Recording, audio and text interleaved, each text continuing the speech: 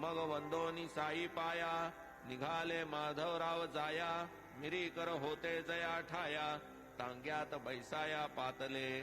उभयता ते चिथळीस गेले, तपासांती हुजूर वाले. येणार परी नाही आले, मग ते बैसले निवांत. मारुतीचे देवालयी, उतरण्याची होती सोयी. उभयताही मग ते ठाई, प्रयाण लवलाही केले की.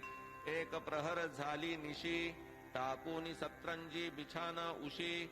बत्तीची या उजेडा पाशी, वार्ता पुसीत बैसले.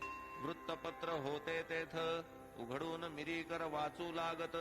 नवल विशेषी लोधले चित्त, तो नवल विचित्र वर्तले. सर्प एक त्या काळ वेळे, कैसा कोठून आला नकळे. बैसला करून या वेटोळे, चुकवून डोळे सकळांचे. मिरीकरांचे कंबरेवर, होता उपरण्याचा पदर. तया मृदुल आसनावर, शांत निर्घोर बैसला. प्रवेश करता ओजे ओजे, सुरसुर सुरसुर कागद वाजे. परीन कोणा तया आवाजे, घेणे साजे सर्पशंका.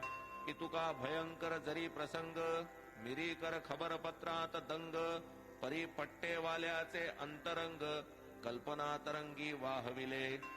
येतो कोठून तो आवाज, असावा कशाचा काय काज. म्हणून उचलिता बत्ती जूज, लंबू महाराज देखिले. देखताच तो घाबरला, साप रे साप हळूच ओरडला. मिरीकरांचा धीरची सुटला, कंप सुटला सकळांगा. शामरावही चकित झाले, म्हणती बाबा हे काय केले. नसते विघ्न कोठून धाडिले, आता निरसिले पाहिजे.